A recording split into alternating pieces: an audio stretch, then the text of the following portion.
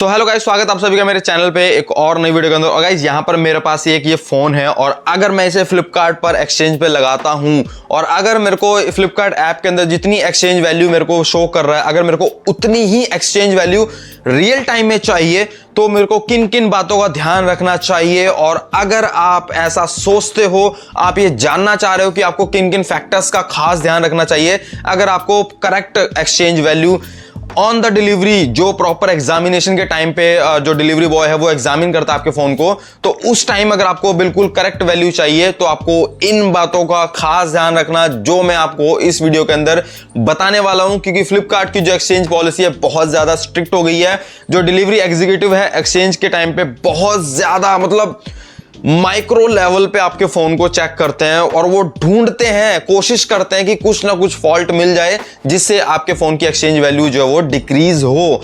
तो आपको किन किन बातों का खास ध्यान रखना चाहिए इस वीडियो के अंदर मैं बताऊंगा आपको, उन्हीं बातों को based on my personal experience. ऐसा नहीं कि मैंने उठ के जस्ट वीडियो बना दी, क्योंकि अभी मैंने Realme GT Neo 3T मंगाया है एक्सचेंज के साथ और मैंने Oppo A52 अपना फोन दिया था 2 साल पुराना, जिस पे मेरे को 8400 रुपीज का एक्सचेंज मिला था विद एक्सचेंज बोनस और मेरे को ऑन द डिलीवरी भी 8400 ही एक्सचेंज मिला है। तो कैसे मैंने वो अचीव किया है 2 डिलीवरी अटेम्प्ट में, तो वो सब मैं आपको इस वीडियो के अंदर शेयर करूंगा। तो बिना किसी देरी वीडियो को शुरू करते हैं। पसंद आए तो लाइक करके चैनल को सब्सक्राइब जरूर कर देना और इंट्रो चलने देते हैं।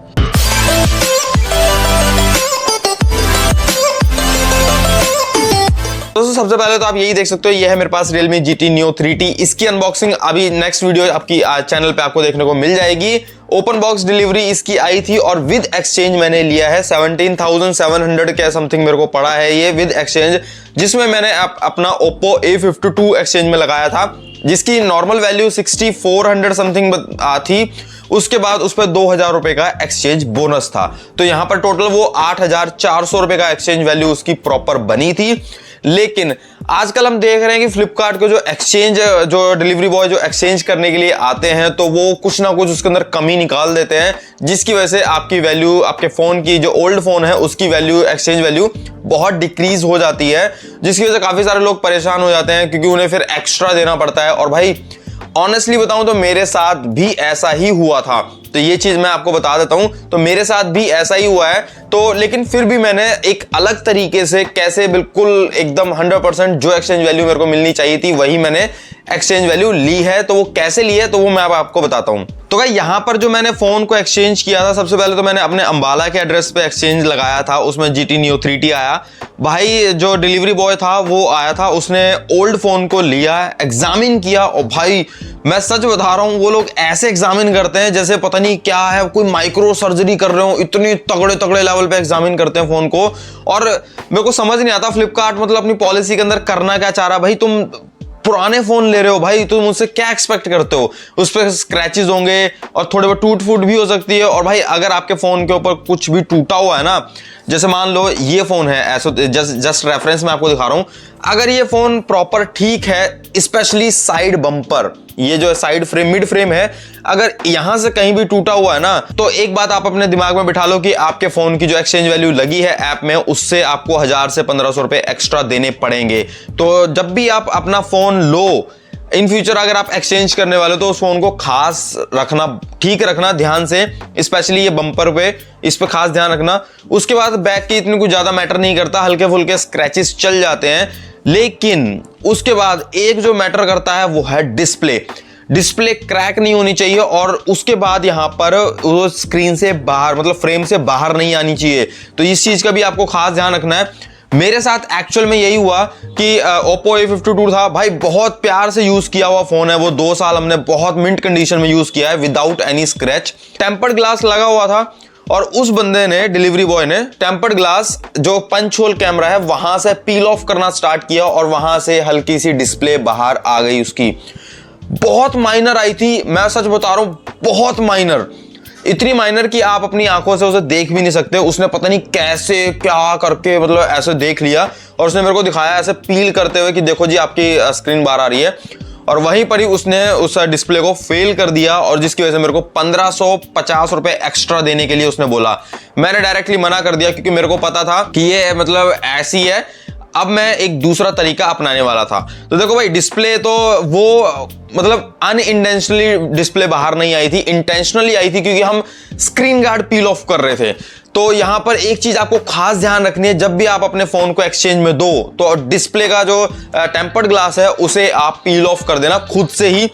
और यहां पर पील ऑफ करने की जो करेक्ट जगह मैं आपको बता रहा हूं, देखो पंच होल कैमरा, कॉर्नर से पील ऑफ कोशिश करना कि मत करना, और नीचे से करना। ये जो आपका बॉटम आती है, यहां से आप टेम्पर्ड ग्लास को उतार देना और उसके बाद अच्छी तरीके से क्लीन करके तभी आप एक्सचेंज वाले को, डिलीवरी बॉय को देना। क्योंकि अगर वो अपनी तरफ से पील ऑफ करने की कोशिश करेंगे तो सबसे ज्यादा जो नाजुक जगह होती है डिस्प्ले की, जो मेरे को अब तक का ऑब्जर्वेशन में लगा है, वो टॉप है फोन का, जिसमें से ये पंच होल कैमरा जहां लगा होगा वो सबसे ज्यादा नाजुक रहता है। वहां पर जो ग्लू की इंटेंसिटी है वो बहुत कम होती है। तो इसी चीज को मैंने ध्यान में रखा। उसके बाद जब स्क्रीन गार्ड उसका उतर गया, तब मैंने एक बार देखा तो भाई डिस्प्ले बिल्कुल 101% इंटैक्ट थी अपनी जगह पे। मैंने कोशिश भी करी उसे बाहर की तरफ ऐसे इस तरीके से करके, लेकिन वो नहीं आई। तब यहां पे मेरा दिमाग चला कि मैंने कहा नहीं यार, ये चीज तो गलत है, क्योंकि वो इंटेंशनली था। फिर मैंने उसे अपने दूसरे एड्रेस पे एक्सचेंज पे लगाया, कुरुक्षेत्र के अंदर। वहां पर वो एक्सचेंज वाला जो आया, उसने प्रॉपर चेक किया अपनी अच्छी तरीके से। वो मेरे को पूछता, भाई इसमें कोई प्रॉब्लम तो नहीं है? कोई प्रॉब्लम नहीं थी। वो जो डिस्प्ले का जो प्रॉब्लम था वो उस जो डिलीवरी बॉय था उसकी वजह से था वो। तो वहां पर उसने चेक किया, सब कुछ ओके था। तो वहां पर वो फोन एक्सचेंज हुआ विदाउट एनी प्राइस डेप्रिसिएशन, मतलब प्राइस 1% भी डिक्रीज नहीं हुआ। आप यहां पर स्क्रीन पे देख ही सकते हो। तो इस चीज से आपको क्या सीखने को मिलता है कि आप जब भी अपना फोन एक्सचेंज लगाओ तो आपको किन बातों का ध्यान रखना चाहिए। तो यहां पर मैं आपको बताता हूं, सबसे पहली बात, आप जब भी आप अपने फोन को एक्सचेंज पे लगाओ तो आप खुद ही अपने फोन को एग्जामिन करो कि भाई इसके अंदर फिजिकल डैमेज तो नहीं है। क्योंकि सॉफ्टवेयर तो हल्का फुल्का चल जाएगा, लैग बग ये सब चल जाएगा, इसका कोई इशू नहीं है।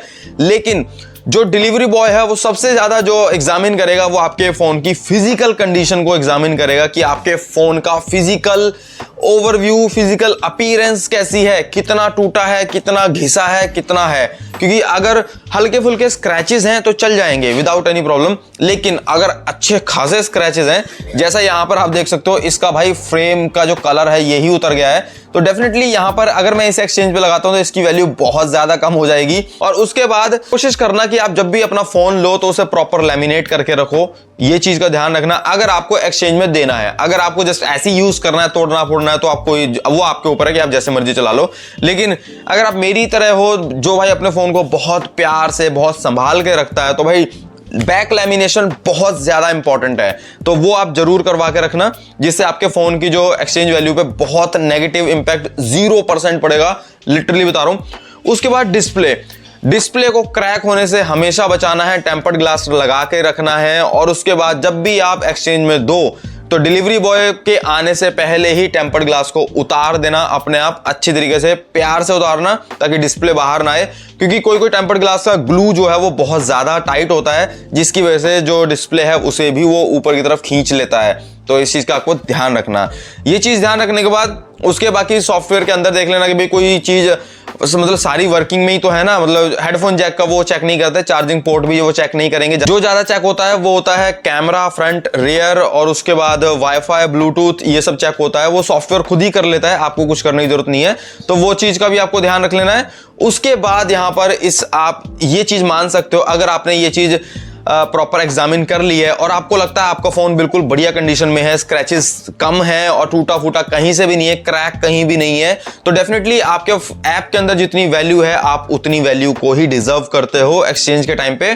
तो आप वहां पर क्लेम कर सकते हो और आपको 99% जो डिलीवरी एग्जीक्यूटिव है फ्लिपकार्ट का, तो वो आपको हमेशा वही वैल्यू देगा। तो इस चीज का आपको खास ध्यान रखना है। ये जो वीडियो है ये मैंने बनाई है अपने खुद के पर्सनल एक्सपीरियंस पे, जहां पर मैंने कम से कम भी 4 से 5 एक्सचेंज डिलीवरीज को एक्सपीरियंस किया है, जिसमें से 2 तो मेरी खुद की थी। तो उसके बेस पे ही मैं आपको यहां पर बता रहा हूं, क्योंकि डिलीवरी फ्लिपकार्ट की जो एक्सचेंज पॉलिसी है वो काफी ज्यादा चेंज हो चुकी है, काफी ज्यादा स्ट्रिक्ट हो चुकी है, जिसकी वजह से काफी सारे कस्टमर्स की जो वैल्यू है वो बहुत ज्यादा कम उन्हें देखने को मिलती है। तो इन बातों का आपको खास ध्यान रखना है। अगर आपको 101% जितनी वैल्यू आपको चाहिए, जितनी वैल्यू आपको फ्लिपकार्ट के ऐप में दिखाई है, तो उतनी ही अगर आपको चाहिए, तो आपको इन बातों का ध्यान खास रखना चाहिए।